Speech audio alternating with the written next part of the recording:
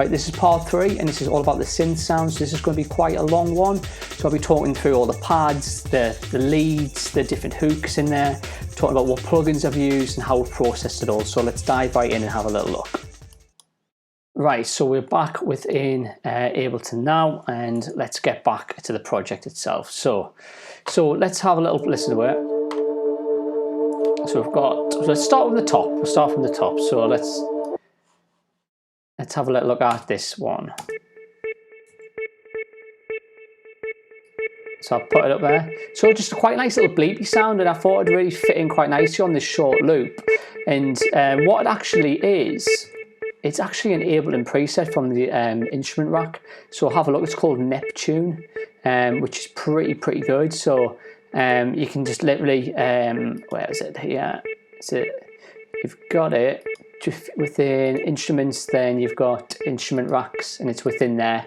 So never disregard what Ableton's already got. So there's some really good stuff, and then with a bit of clever processing and effects, you can get some sounds, and this fits in perfect with this sort of sound. So, right.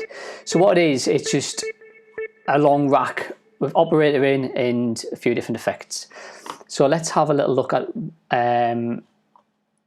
the actual pattern of it itself. So that is basically it. So as we said before, we're working in G minor, so I'm using that scale, and since we've got hitting D, which is the perfect fifth, which is 7 semitones up from the root note of G, so that's why I chose that. And like you see, you don't have to worry about music theory too much, because Ableton has got the scale function in the MIDI effects, which can guide you and make sure you're not hitting the wrong notes.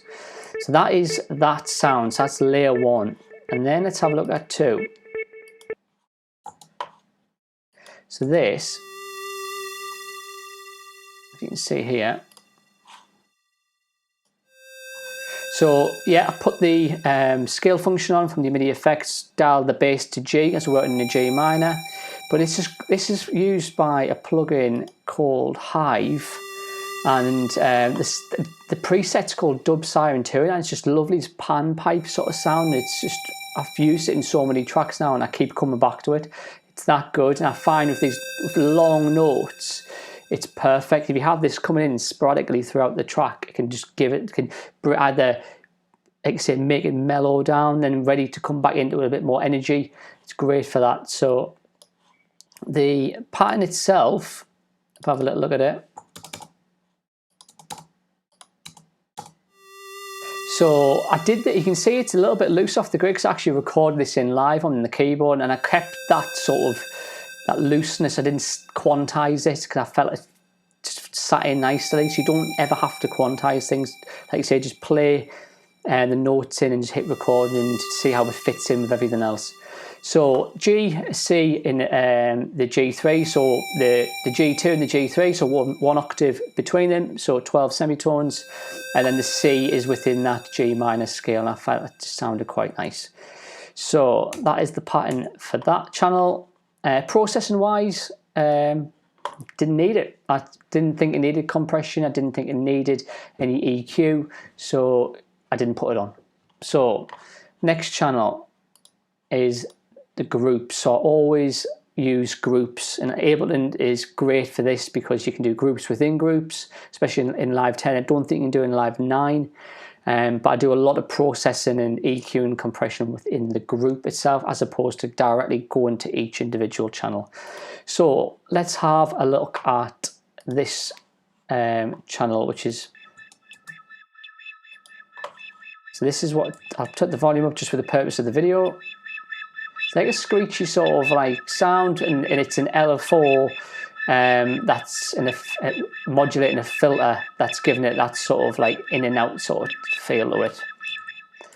But what it is, again, another Ableton preset. So you don't have to go to fancy plugins, you know what I mean? Just have a look at what's there, and this is just part of another instrument rack. And what it's made up of, I believe, it's just a sampler, like a chord sound and a sampler with some effects on the end of it. So, and I thought it fit in quite nicely. But without the mini filter on,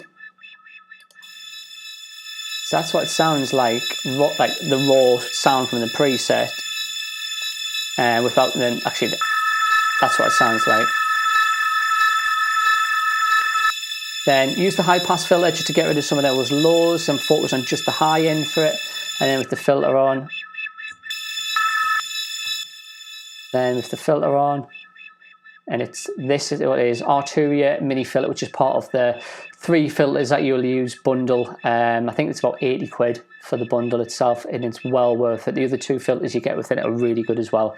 So it's the pattern preset, which is just 2 little steps, and then the LFO modulating the cutoff to give it that sort of in and out sort of feel to it. So I felt that fit in quite nicely. Slightly panned off to the right because if I've got a lot of synth sounds, I tend to give it space, to give it dimension. I will pan certain things. So if I don't hard pan, I just slightly tilt them off to the left or the right. So that's that sound. And the pattern itself is just a G5 note, just a sustained long note. And I've let the LFO create the movement. So sticking with the G as well, so just to keep things within key. So next on, and I've got, this is the next group within the main group, and this is my pads. So play from here. So 2 layers, layer 1, layer 2. So we'll focus on this layer first.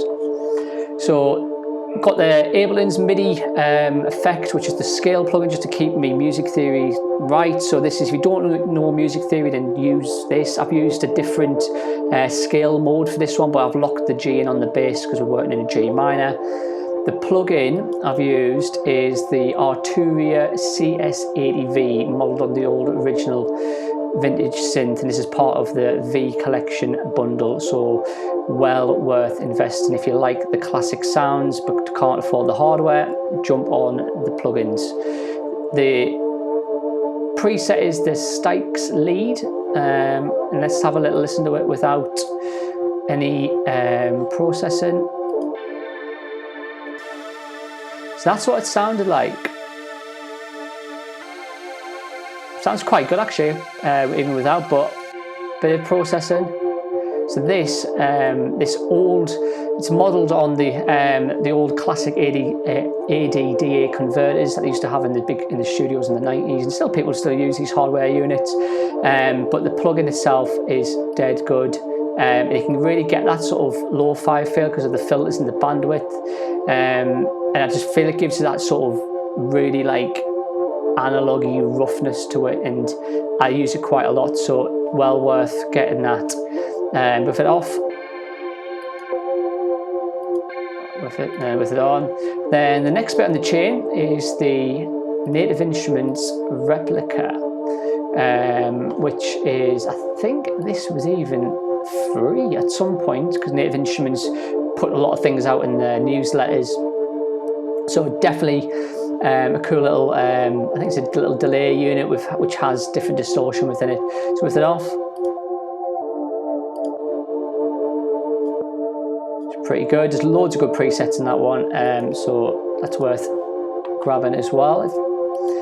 Next up in the chain, well in the group I should say, is this layer, which is another instance of the CS80V stim preset. So once you get a pad sound, don't be afraid to duplicate the channel and then process each channel differently, whether it means pitching maybe one up an octave or one down an octave, adding different LFOs, different effects on, and then putting it as a group, then processing the group as a whole. You can really make some nice sort of rich, deep sort of sounds, especially on pads.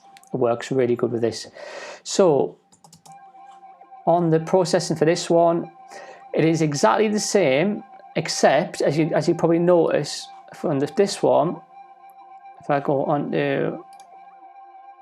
this one here and then flick to this one, it is the plugin at the end that's changed, and that is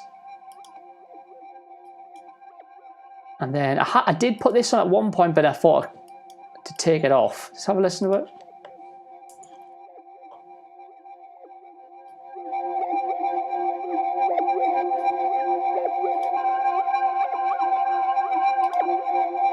So I thought with it off, it gives it that, pushes it more to the high range, which is what I wanted.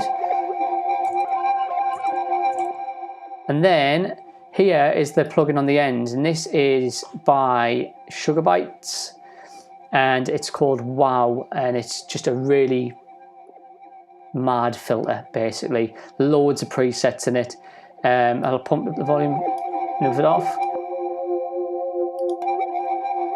It's got a little like comb filter in it, which is just modulating. And like I said, there's endless amounts of presets in this one, so I really like the Sugarbytes stuff. And you can probably see on the other video that we did on the drums, I used the Sugarbytes plugin, which was Tornado, which has used the guitar on the arrangement part of the break. So really good brand of plugins. So that is the pads group. So let's have a little look at on the processing. So within this group, in a group, we've got this, which is the Valhalla SuperMassive. I will put this in the comments on the description because it is a free plugin. So fit off.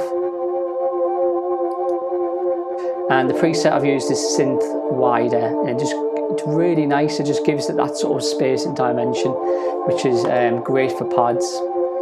Then, so that is this group done. So if we go and listen to the group as a whole, see how this blended nicely with each other. And then on the actual main group of these groups, of this other group, we have just an EQ getting rid of some of the lows, and then we've got the a bit warmer preset of the Ableton's own stock saturator. I quite like this because it works in parallel. It drives it quite high, but then you're only using 61% of the saturator, and it just gives it just a little bit of warmth to it. Right, so collapse that. Next up, we have, if we move down the layers, sound that you will hear in most jungle and drum and bass, liquid drum and bass tracks. Birds, tweeting birds is just a sample. I think I got this from freesound.org. If you haven't been on that website before, I'll put this in the description as well. You create a login and it's just loads of mad field recordings of anything that you can think of. And I just typed in like birds tweeting or something like that, and then I found that, and I found it just sounds really nice, just over the top of all the different synths. But have a listen to it again. So EQ, just to get rid of some of these little bits of the high mids, drove up the highs. Utility, just because it was quite a quiet sample, just to put the gain up a little bit. I did have the vocoder on at first, but decided to take it off. So that's the birds bit. And then we've got this.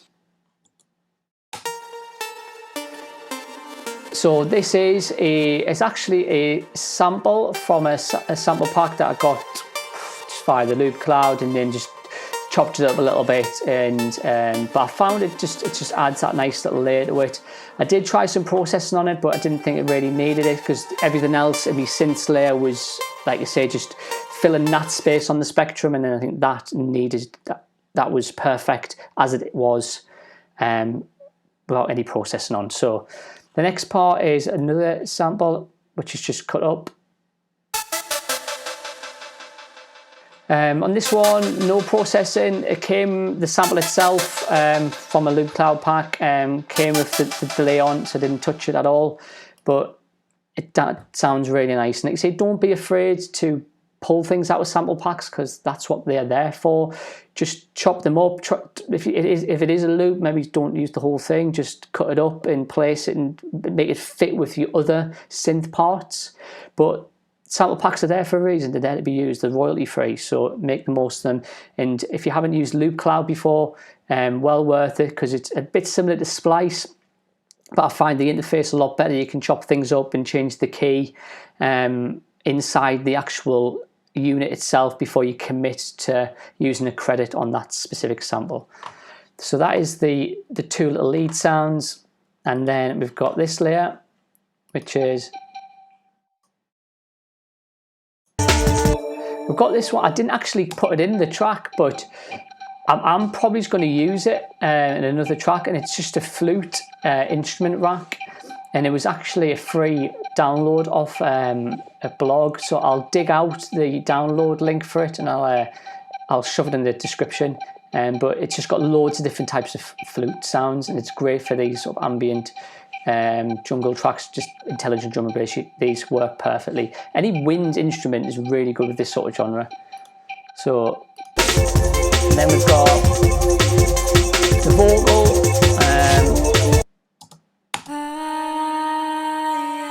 This was from a sample pack via Loop Cloud. I think I just changed the pitch on it, just locked it in key, but and might have been even long, and I've chopped it up, but fits in perfectly with this sort of genre.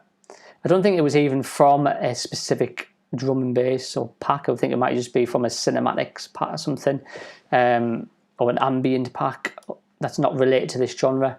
So next we have any other sounds.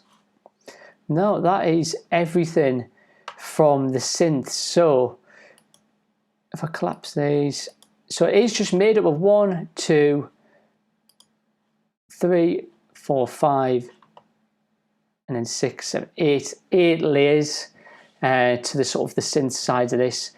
The pads, just giving it the background. The what we used Hive for was just to add different, just to use sporadically throughout the arrangement. We've got that little Neptune preset, which is from Ableton Suite.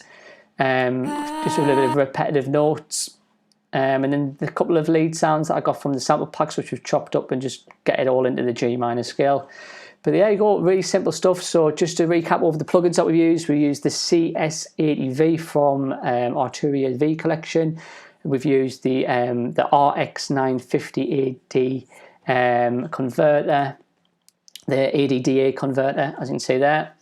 When we used Native Instruments Replica, and we've also used the Hive, which is the UHE plugin. Loads of good stuff from them, so well worth digging it out. So there you go.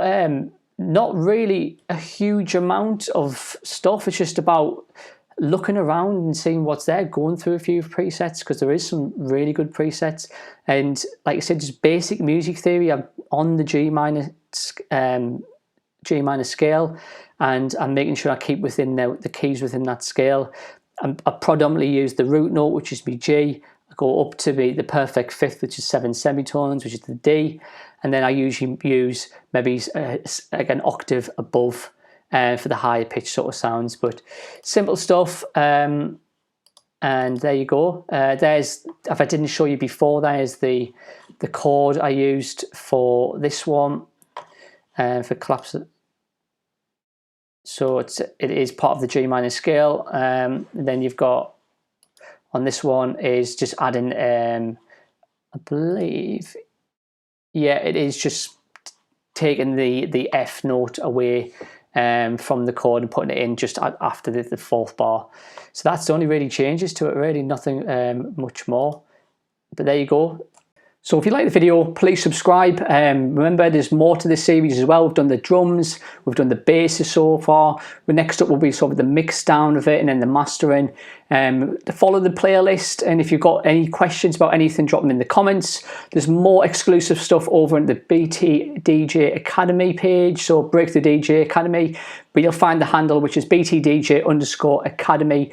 Loads of different little tips on there, little videos, good motivational stuff there. And enjoy. Thanks very much. Some big news coming shortly for the Academy page. We are putting together a subscribers hub where we're going to be hosting content, not only for myself, but video tutorials from guest DJs. We're going to have webinars from industry specialists, anything from social media managers, right from the tour managers to publicists, you name it, they're going to be in it to help people out. It's going to be a community of like-minded creatives where you can get close and personal with industry-leading people that can help you towards your career. So get your name and email on the website. So breakthroughdj.co.uk, submit your name and email to be notified of the launch. Anyone who sticks their email address in this will get a promo code sent through, and it'll be worth your while, I'll tell you.